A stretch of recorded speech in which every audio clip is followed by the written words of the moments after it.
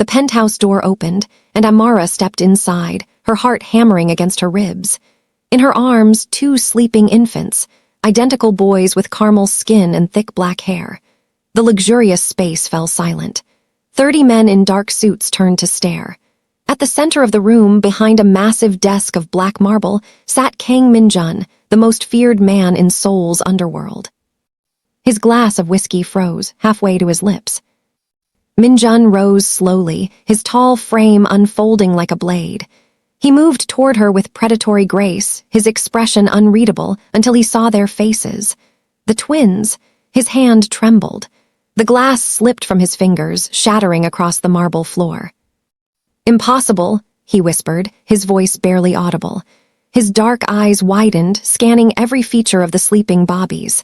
The sharp nose, the angular jaw, the distinctive birthmark on the left temple, identical to his own. "They look like me." Amara's grip tightened on the twins. "Because they *are you." The room erupted. Men reached for weapons. Min-jun's second-in-command, Yi-sung, barked orders in Korean. But Min-jun raised one hand, silencing everyone instantly. He stepped closer, his gaze locked on the children with something between horror and wonder. "How?" his voice cracked. "I don't even know you." Amara's brown eyes met his, fierce and unflinching. "Yes, you do. You just don't remember." 3 days earlier. Amara had never planned to return to Seoul. The city held nothing but pain, and a single night she'd spent 3 years trying to forget. But when the letter arrived at her small apartment in Nairobi, everything changed. "Your brother owes us $3 million. He has 7 days. If he cannot pay, you will take his place. We know about the children, we know everything. Come to Seoul or we come to you." No signature, just an address and a black lotus symbol, the mark of the Kang syndicate. Her younger brother, Daniel, had gotten involved with the wrong people during his semester abroad. Now he'd vanished, and these monsters wanted blood payment. Amara had no choice. She couldn't let them find her sons. She had to face the devil himself. She'd borrowed money from everyone she knew, scraped together her life savings, and booked the first flight out. Her aunt agreed to watch the twins for a few days. Amara told herself she'd handle this quietly, pay whatever she could, negotiate for Daniel's life, and disappear back into obscurity. She never imagined she'd end up bringing her children into the viper's nest. The first meeting happened in a restaurant in Gangnam, neutral territory, or so she thought. Amara wore her only good dress and carried an envelope with $50,000 in cash. It was a fraction of what they demanded, but it was everything she had. The man who met her wasn't Min-jun. It was Yi-sung, cold-eyed and cruel. He looked at her envelope with disgust. "This is an insult," he said in perfect English. "Your brother stole from us. He gambled with our money and lost. Then he ran like a coward." "I'll pay it back," Amara insisted. "All of it, just give me time. Give me a payment plan, please." Yi-sung leaned back, studying her with calculating eyes. "There is another way." Her blood ran cold. "What way?" "Our boss has certain tastes. African women are rare in Seoul, exotic. You spend 1 month working at one of our establishments and the debt disappears." Rage flooded through her. "I'm not a prostitute." "Then your brother dies tonight." He stood, buttoning his jacket. "And we'll visit Nairobi next. I believe you have family there, 2 small boys, yes." The world tilted. They knew about her sons. They'd researched her, followed her, invaded every corner of her life. Amara's hands shook with fury and terror. "Wait," she gasped. "I need to think." "You have 1 hour." Yi-sung dropped a card on the table. "This address. If you don't show up, we'll assume your answer is no." He left her there, drowning in impossible choices. Amara walked the neon-lit streets of Seoul in a daze. She'd come here once before, 3 years ago, for a medical conference. She'd been a nursing student then, bright-eyed and hopeful, presenting research on maternal health in underserved communities. Seoul had seemed magical, a city where tradition and technology danced together. And she'd met him that night. The memory came flooding back, vivid and painful. A hotel bar, too much soju, a man with a devastating smile and sad eyes who told her he worked in import-export. They'd talked for hours about everything and nothing. He'd been gentle, funny, unexpectedly vulnerable. He'd told her about losing his parents young, about the weight of expectations, about feeling trapped in a life he never chose. She never got his full name, just Jun. They'd spent one perfect, reckless night together. In the morning, he was gone. No note, no number, just a memory that burned itself into her soul. 2 months later, she discovered she was pregnant, with twins. She tried to find him, but Jun in Seoul was like searching for a grain of sand on a beach. Eventually, she'd stopped looking.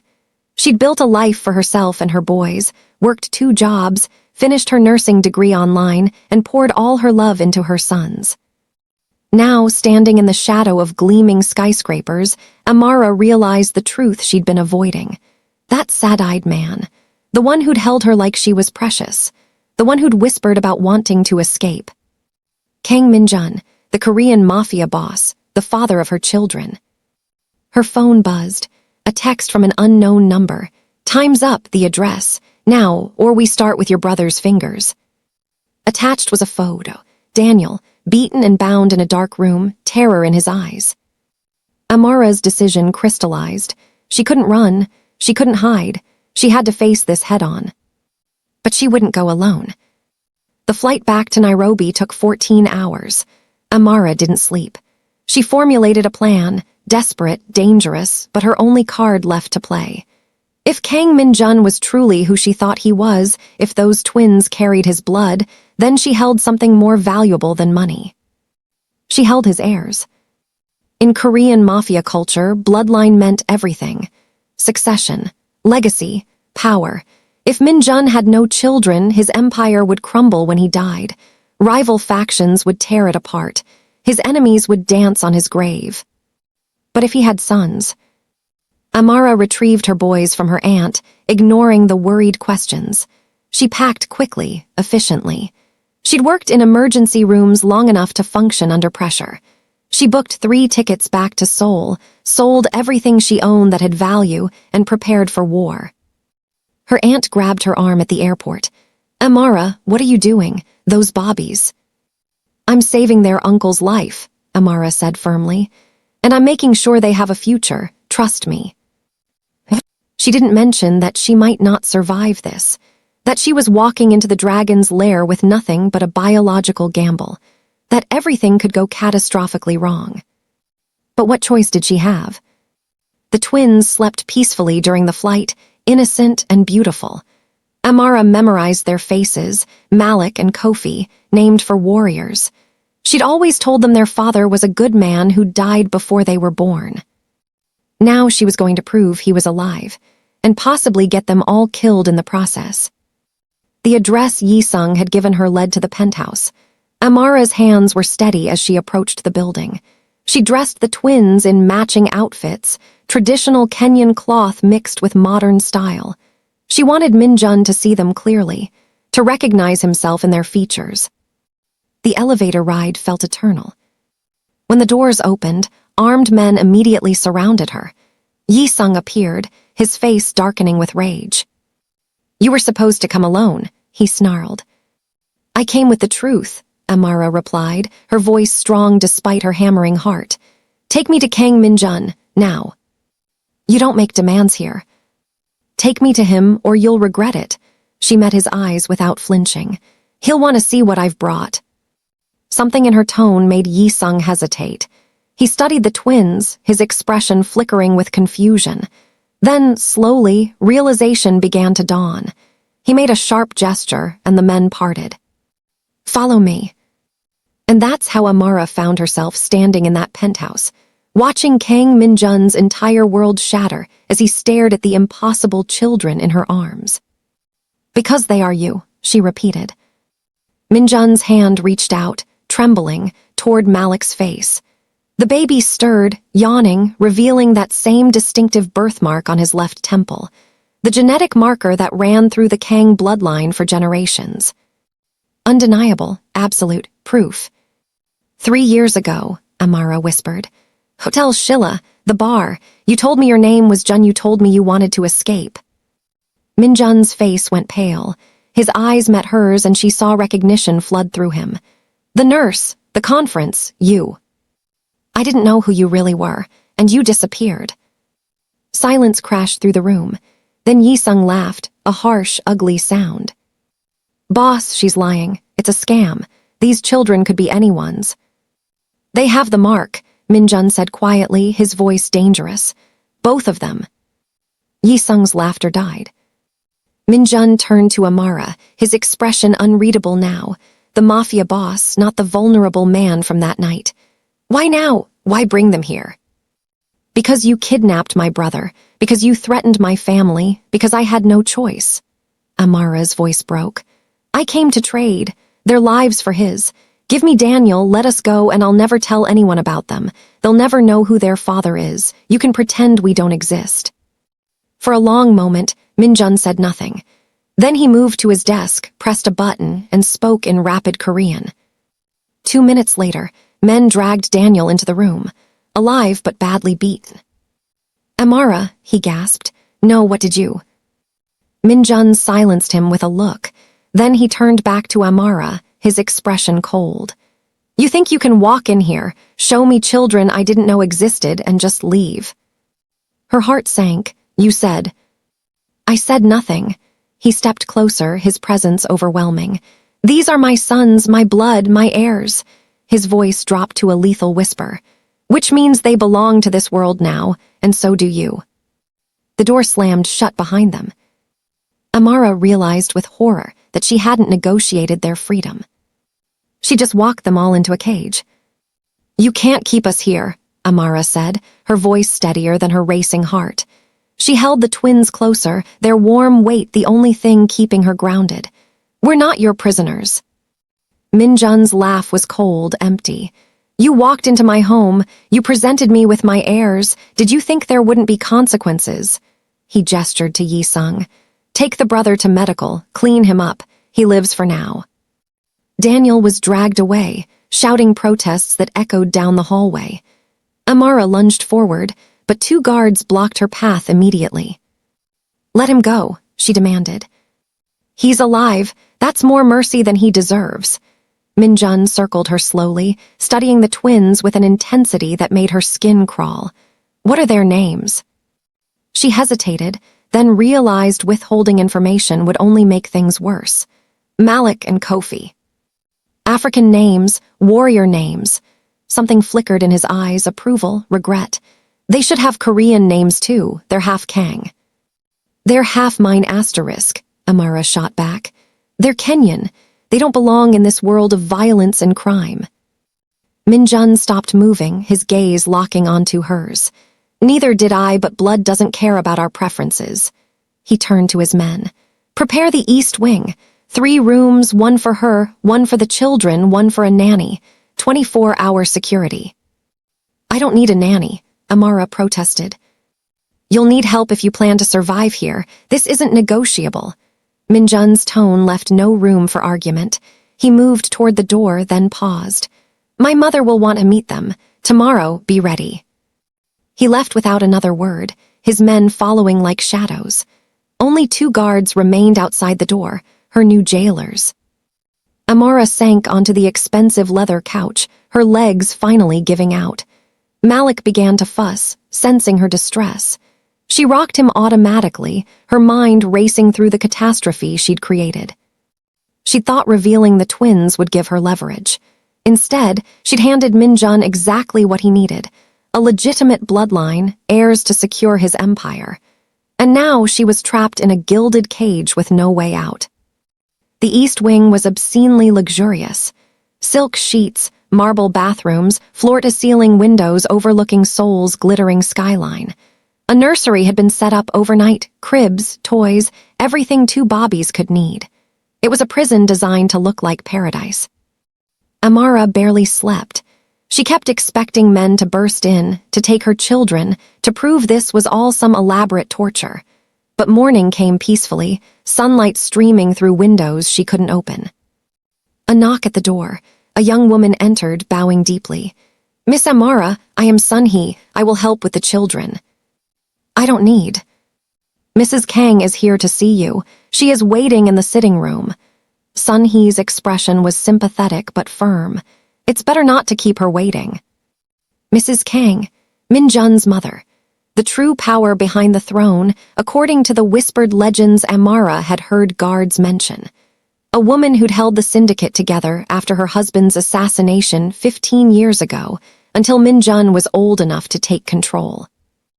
Amara dressed quickly in clothes that had mysteriously appeared in the closet, expensive, perfectly sized, conservative.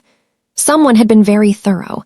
She settled the twins in their stroller, took a deep breath, and followed Sun Hee down the hallway. The sitting room was traditional Korean elegance. Low furniture, paper screens, a tea service set on a lacquered table. And seated in the center, ramrod straight, was a woman in her 60s wearing a hanbok of deep crimson silk. Mrs. Kang's face was beautiful and terrifying, sharp cheekbones, iron gray hair swept into an elaborate style, eyes that missed nothing. She looked at Amara without expression, then at the twins. The silence stretched. Amara's pulse thundered in her ears. Then Mrs. Kang rose and approached the stroller. She knelt, a gesture of humility that shocked Amara, and studied the Bobbies' faces. Malik yawned. Kofi grabbed at her finger with his tiny hand. A tear rolled down Mrs. Kang's cheek. "My husband's eyes," she whispered in accented English. "My son's face, my grandson's." She looked up at Amara, and her expression transformed from steel to something almost human. "Thank you for bringing them home." Amara hadn't expected gratitude. "I didn't bring them home. I brought them to bargain for my brother's life. And yet they are here. My son has no other children, no wife, no heir. The vultures have been circling for years, waiting for him to die so they can tear apart everything my husband built."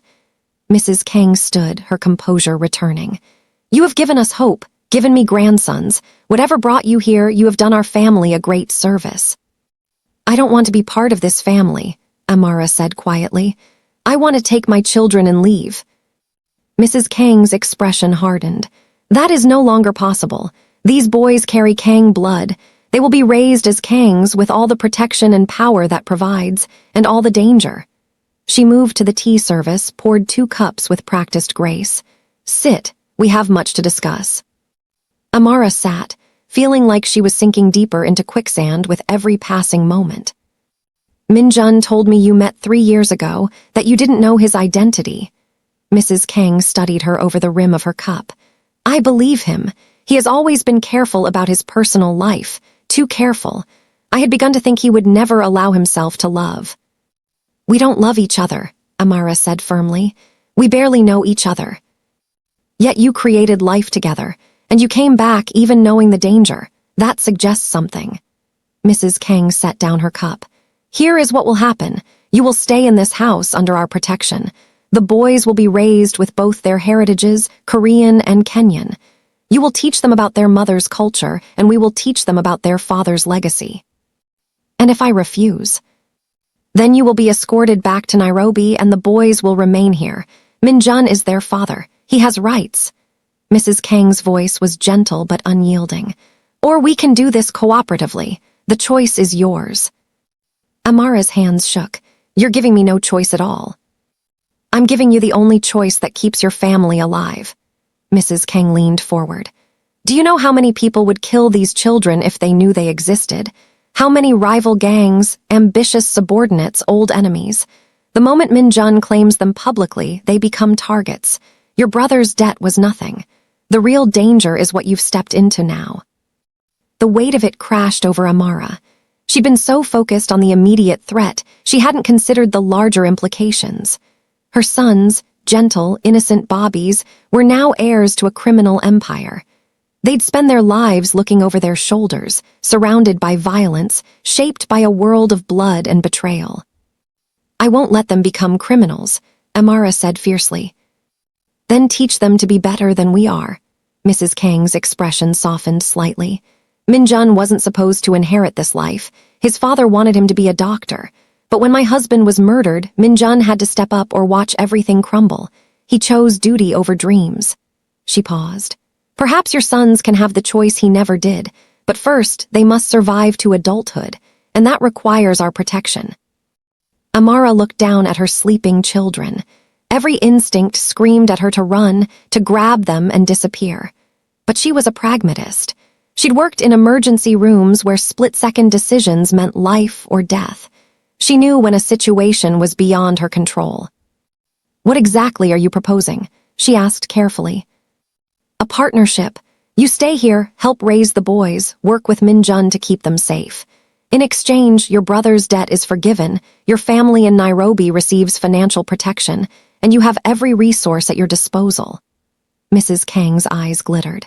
"And perhaps, over time, you can help my son remember what it means to be human. He has forgotten, I think, in all the years of surviving." "I'm not here to fix your son." "No, you're here to raise yours, but sometimes in saving our children, we save ourselves too." Mrs. Kang stood, signaling the conversation was over. "Think about it. You have until tonight.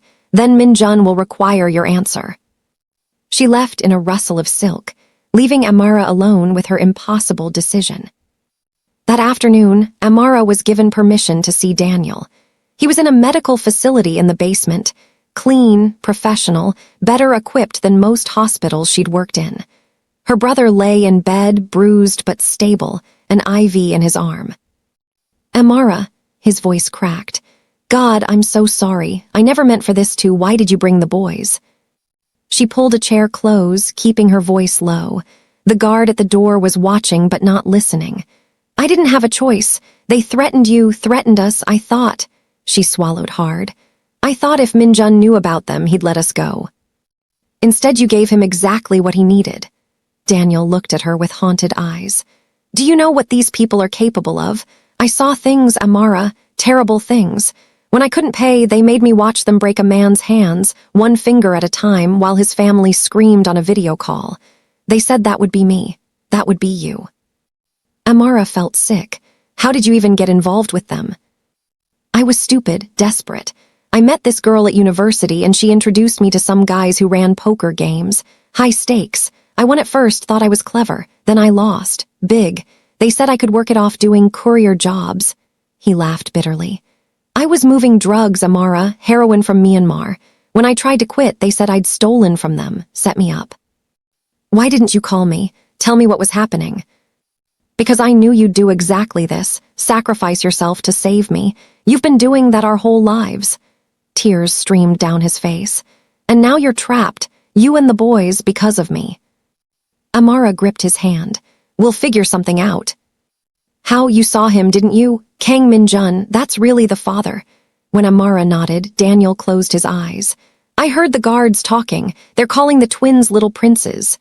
They're planning a formal announcement, a ceremony to present them to the syndicate. Once that happens, you'll never escape. They'll own you forever." A plan was forming in Amara's mind, desperate, dangerous, but possible. "When are you being released?" "Tonight," they said. "I'm supposed to leave Seoul immediately. One-way ticket to Nairobi. If I ever come back, I'm dead." He looked at her urgently. "Come with me, right now. We'll take the boys and run while we can." "There are guards everywhere, Daniel. Cameras. We wouldn't make it to the street." "So what? You're just going to stay here. Raise your kids in a mafia compound." Before she could answer, the door opened. Minjun entered, his presence filling the room instantly. Daniel tensed, fear flickering across his face. "Leave us," Minjun said to the guard. Then, to Daniel, "You're being released tonight. You'll find $1 million deposited in your account, compensation for your suffering and insurance for your silence. If you speak about what happened here, about the children, about anything, that money disappears and you follow shortly after. Understand?" Daniel nodded mutely. Minjun turned to Amara. "We need to talk, privately." She followed him out, her heart pounding.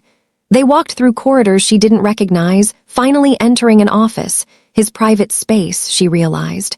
Books lined the walls. Medical journals, business texts, philosophy, a desk covered in papers and photographs.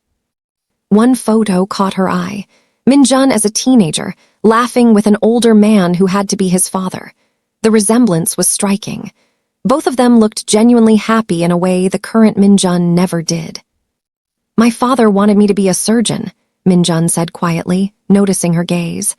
I was accepted to Seoul National University Medical School, had my whole life planned, study medicine, work with Doctors Without Borders, make a difference. His expression darkened. Then the H-Wang family put 3 bullets in his chest while I watched. I was 17. Amara turned to face him. I'm sorry. Don't be. That life died with him. I became what I needed to become to survive, to protect my mother, to keep our family from being destroyed. He moved closer. That night we met at the hotel bar, I'd just eliminated the last person who'd been involved in my father's death. Took me 10 years to hunt them all down. I went to that bar to drink myself numb, to forget what I'd become. And I was there, Amara whispered.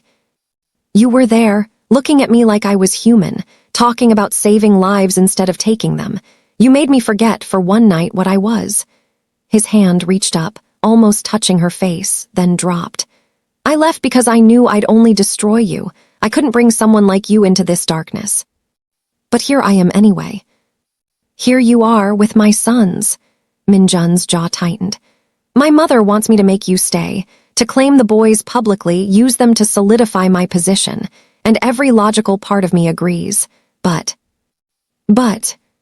He met her eyes, and she saw the same sadness from that night 3 years ago. But I remember who I used to want to be, and that person would tell you to run, to take those children and disappear while you still can. I could make it happen. Give you new identities, money, protection. You'd never see me again. Amara's breath caught. You'd give up your sons. I'd give them a chance at a normal life, something I never had. His voice was raw.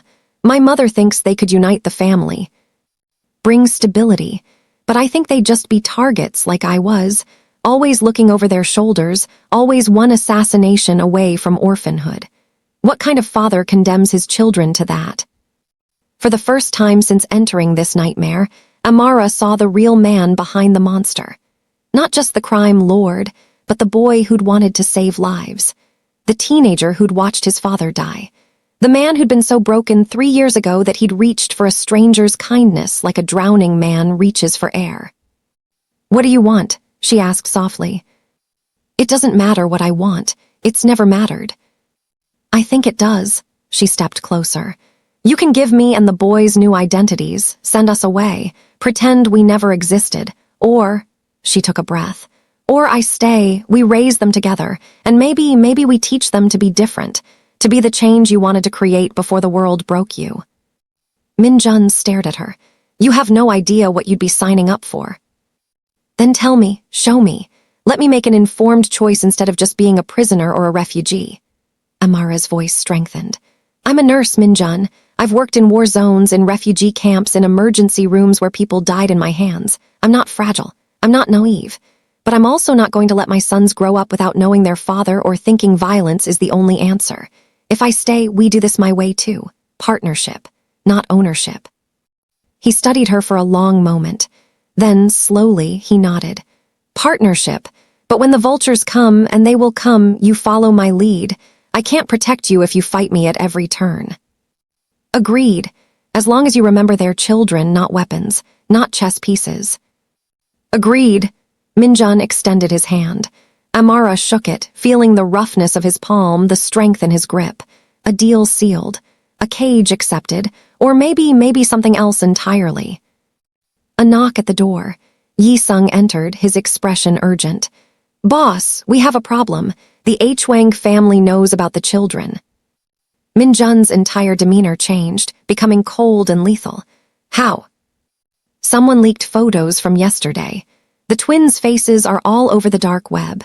The H-Wang are calling it a declaration of war, claiming you're building an army to destroy them. Amara's blood turned to ice. Who are the H-Wang? Minjun's voice was dead calm. The family that killed my father, and now they're coming for my sons. The office door slammed open. More guards rushed in. Alarms began blaring throughout the compound. Get her to the children, Minjun ordered. Full lockdown, nobody in or out. As guards surrounded Amara, pulling her toward the door, she looked back at Minjun. He was already moving, snapping orders in Korean, pulling a gun from his desk drawer. Minjun, He met her eyes one last time. "I won't let them touch our sons, I promise you that." Then she was being rushed through corridors, Sun-hee grabbing the twins from the nursery, everyone moving to a panic room deep in the compound's core. The door sealed shut with a hydraulic hiss. And Amara realized her choice had already been made. She wasn't staying to reform Min-jun or build a partnership. She was staying because war had already begun. And her children were the prize everyone was fighting for. The panic room was designed to withstand anything: reinforced steel walls, independent air supply, enough food and water for 2 weeks. Sun-hee helped Amara settle the twins, who were miraculously still sleeping despite the chaos. Through monitors on the wall, Amara could see the compound transforming into a fortress. Men with automatic weapons took positions on every floor. Steel shutters descended over windows. The main gates sealed shut. And in the central command room, Min-jun orchestrated it all with terrifying precision. "How bad is this?" Amara asked Sun-hee, who was checking the emergency supplies with practiced efficiency. The young woman's hands trembled slightly. "The H-Wang family. They've been enemies of the Kang for 30 years.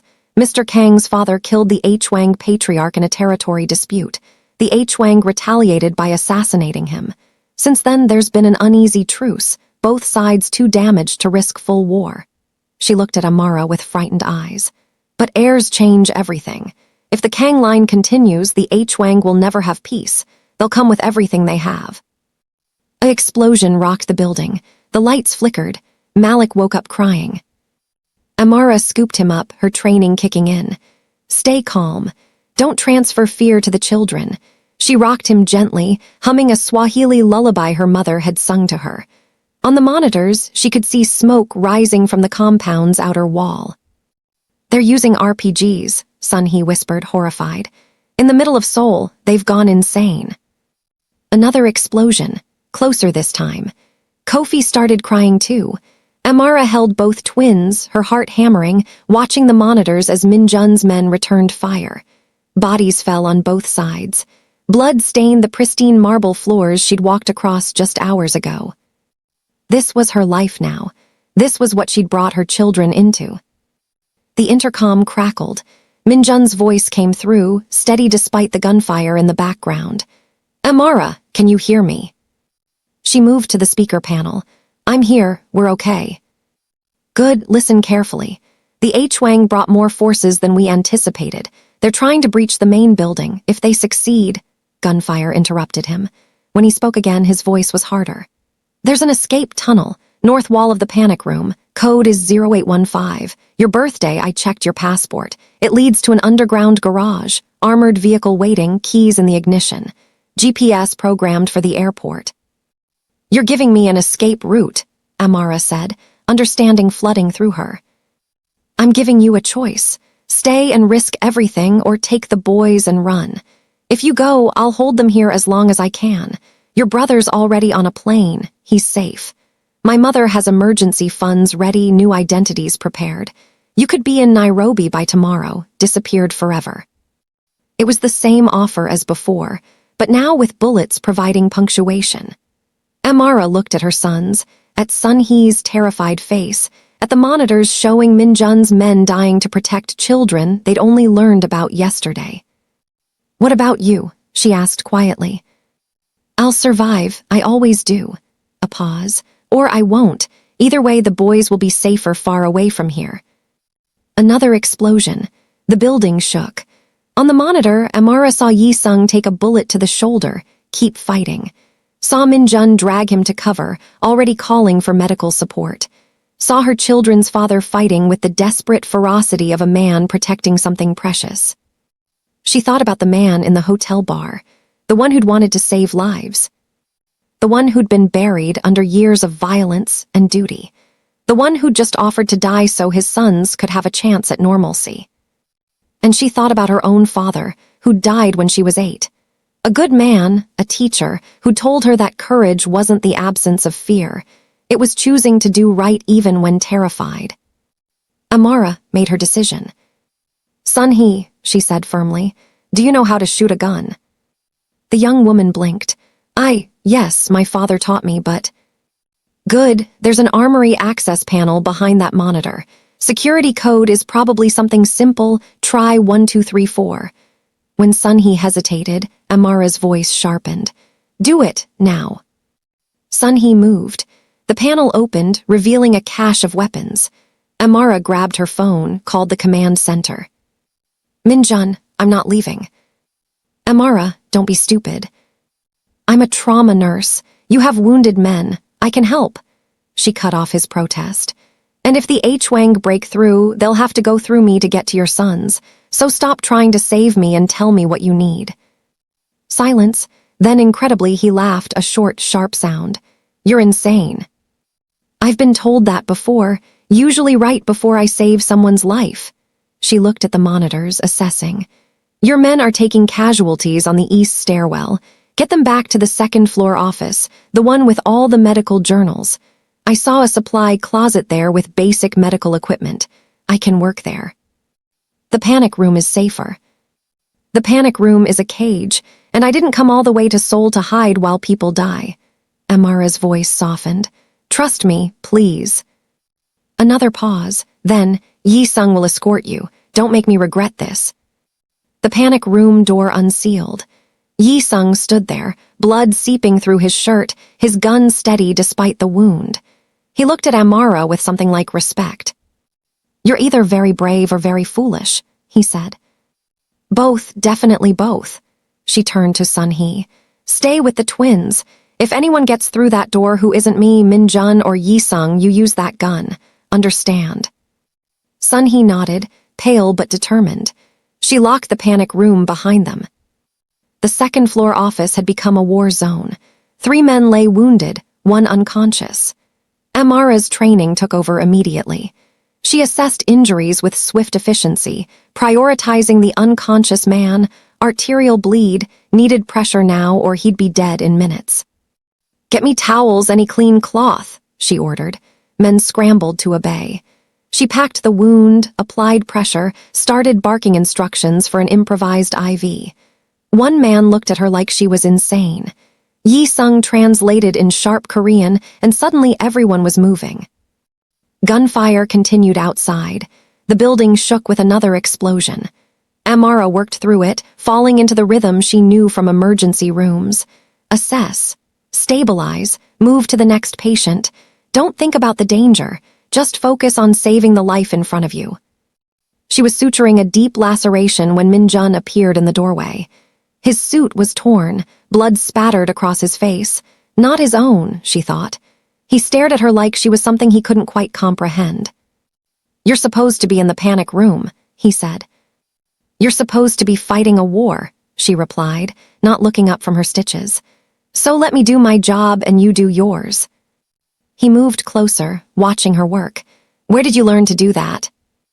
Medical school. 3 years in Somalia with a humanitarian organization. 2 years in an emergency room in Nairobi that saw more trauma than most war zones. She tied off the suture, moved to the next patient, a young man, maybe 20, with a bullet lodged in his thigh. I've seen worse than this, though usually not in a luxury penthouse. You're full of surprises. Minjun knelt beside her, helping hold the patient steady. Their hands worked in tandem. She extracted the bullet, he applied pressure, she cleaned and bandaged. Like a dance they both knew, despite never practicing together. So are you, Amara said quietly. You gave me an escape route. You were willing to die so the boys could run. That's not surprising. That's just logic. No, that's love. You just don't want to admit it. She looked at him directly. You think you're a monster. You think violence is all you have left. But monsters don't offer escape routes. Monsters don't choose their children's safety over their own dynasty. Before he could respond, an explosion tore through the east wall. The office door burst open. 5 men in black tactical gear poured in H-Wang forces. Yi-sung opened fire immediately. Minjun shoved Amara behind the desk, his body shielding hers as bullets chewed through furniture. The firefight lasted seconds but felt eternal. When the smoke cleared, all 5 attackers were down. So was one of Minjun's men. Yi-sung was reloading with shaking hands, his shoulder wound bleeding worse. "They're inside," Min-jun said grimly. "Yi-sung, get her back to the panic room, now." "No," Amara said. "If they're inside, they're going for the twins. Every second we waste is—" Screaming came through the intercom, Sun-hee's voice high with terror. "They're here, they're cutting through the door, help." Min-jun was already running. Amara followed, her heart in her throat. They raced through corridors, stepping over bodies as the sounds of Sun-hee's desperate defense echoed through the speakers. Gunshots. A male voice shouting in Korean. A baby crying. They reached the panic room to find the door breached, sparks flying from cutting torches. Inside, through the gap, Amara could see Sun-hee backed into a corner, gun raised, standing between 3 armed men and the twins in their carrier. The young woman was shaking, terrified, but she didn't lower her weapon. "Get away from them," Sun-hee said in English, probably so the Bobby's mother would understand her last stand. "You'll have to kill me first." One of the men laughed. "That can be arranged." He raised his gun. Time slowed. Amara saw it happening, saw Sun-hee about to die, saw the men reaching for her children, saw her entire world about to end. Then Min-jun was moving. He crashed through the partially cut door with inhuman strength, his gun firing before he'd even cleared the entrance. 2 men dropped. The third turned, but Yi-sung had flanked from the other side, taking him down with precise shots. Silence fell, broken only by crying bobbies and ragged breathing. Sun-hee collapsed, sobbing. Amara rushed to the twins, checking them over with shaking hands. No injuries, just scared and crying, but alive. Alive. Min-jun surveyed the dead men, his expression cold. Then he pulled out his phone, made a call. When he spoke, his voice carried absolute authority. "Bring me H-Wang Jinsu. Alive, I don't care what it costs. Do it now." He hung up, looked at Amara. "This ends tonight." 30 minutes later, the building was secured. The H-Wang assault had been repelled, but at terrible cost, 12 of Min-jun's men dead, 20 wounded. The compound looked like a battlefield, smoke still rising from multiple breaches. And in the main office, bound to a chair and bleeding from multiple wounds, sat H-Wang Jinsu, the current head of the H-Wang family. He glared at Min-jun with pure hatred. "You can't kill me," Jinsu spat. "Kill me and my entire organization comes down on you. Every ally, every connection, every resource. Your family will burn." "That's where you're wrong." Min-jun circled him slowly. "I don't need to kill you, I just need you to understand something." He nodded to Yi-sung, who wheeled in a monitor.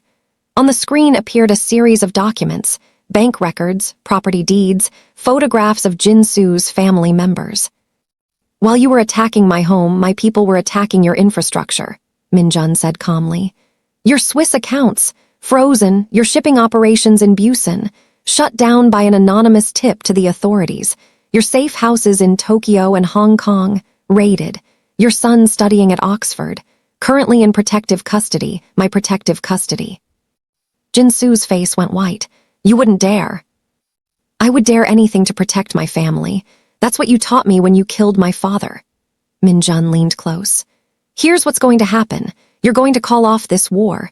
You're going to acknowledge my sons publicly as legitimate heirs of the Kang family. And you're going to sign an agreement, blood oath, binding, that any attack on them is an attack on your own grandchildren." "My grandchildren? What are you talking about?" Min-jun smiled, a terrible expression. "Your daughter, Min-ah, 18 years old, studying art in Paris. Beautiful girl. It would be a shame if something happened to her." He paused.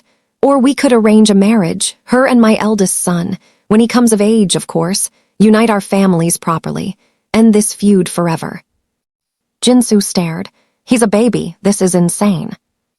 "This is survival. This is how our world works. You know that better than anyone." Min-jun's voice dropped. "Or option 2. I kill you now, destroy your organization, and hunt down every H-Wang until your name is nothing but a memory. Your choice." In the back of the room, Amara watched this negotiation with growing horror. Min-jun was arranging her son's marriage, using her child as a chess piece, exactly what she'd feared. but she also understood the brutal logic. In this world, blood ties were the only guaranteed peace.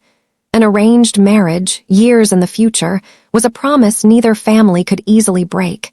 It was monstrous. It was also the only thing that might keep her sons alive.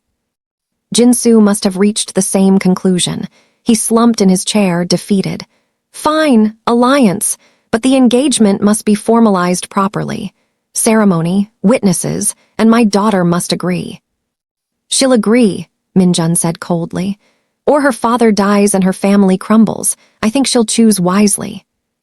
He gestured, and his men began untying Jinsu. The H-Wang leader stood slowly, painfully. He looked at Minjun with grudging respect.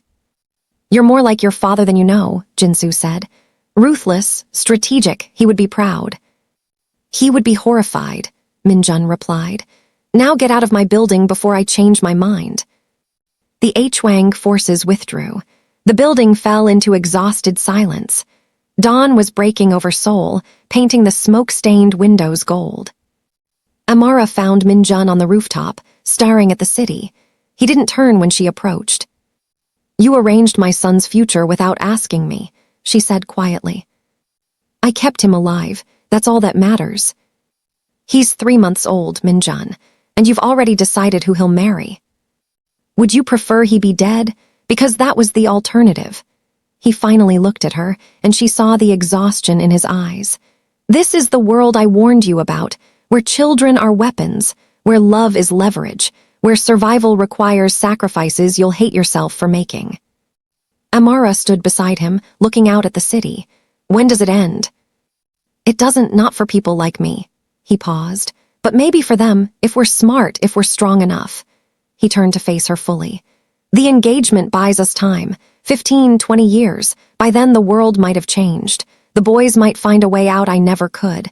And if they choose to honor the arrangement, if they genuinely want to, then it becomes their choice, not my prison. And if they don't, then I'll deal with the consequences, but at least they'll be alive to make that choice. Minjun's voice softened.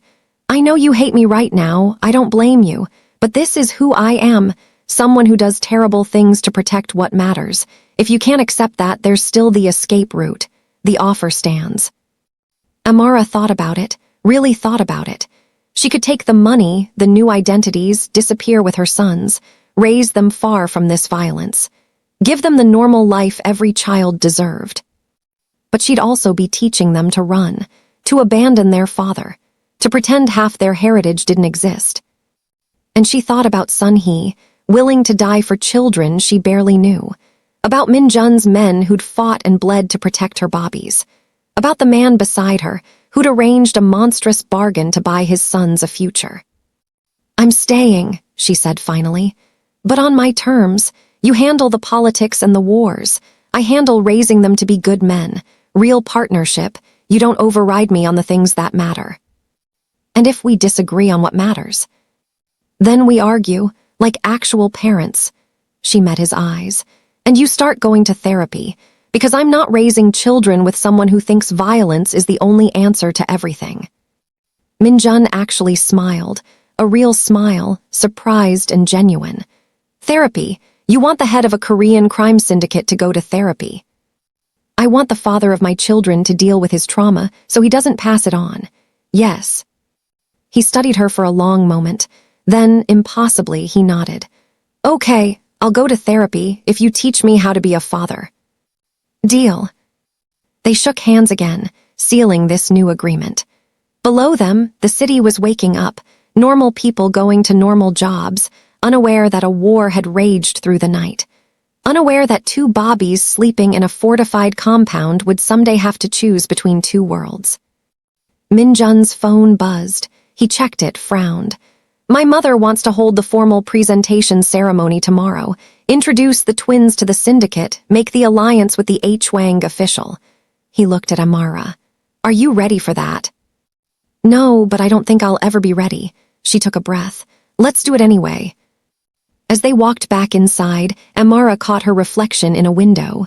She looked different, harder, older, marked by a single night of violence, but also stronger, more certain. She'd come to Seoul to save her brother. Instead, she'd walked into a cage. But maybe she could make that cage into something else. A home, a family, a chance. Or maybe she was just lying to herself. Maybe this was the beginning of a tragedy that would consume them all. Either way, there was no turning back now. The die had been cast, the choice had been made. And tomorrow, her sons would be introduced to the world as princes of the Korean underworld, with all the privilege, protection, and danger that entailed. The ceremony was held in the Grand Hall, traditional Korean opulence mixed with modern intimidation. Hundreds of people attended, syndicate members, allied families, business partners, politicians on the payroll. All dressed in formal attire, all watching as Mrs. Kang presented the twins to the assembled crowd. Malik and Kofi, dressed in miniature hanbok, slept peacefully in their grandmother's arms. They had no idea they were being displayed like crown jewels. No idea their faces were being photographed, their existence recorded in the annals of Seoul's criminal history. Amara stood beside Minjun, her hand in his, a united front. She wore a traditional Korean dress Mrs. Kang had selected, her hair styled elegantly. She looked the part of the mafia boss's woman. But inside, she was memorizing every face, cataloging every threat, planning for the day when she might need to fight her way out. Jinsu was there too, his daughter Minna beside him. The girl was beautiful, quiet, her expression carefully neutral.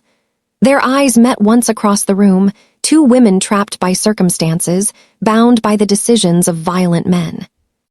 The formal engagement was announced. Applause rippled through the crowd. Cameras flashed. It was done. Afterward, when the guests had left and the twins were sleeping safely in their nursery, Amara found herself alone with Minjun in his office.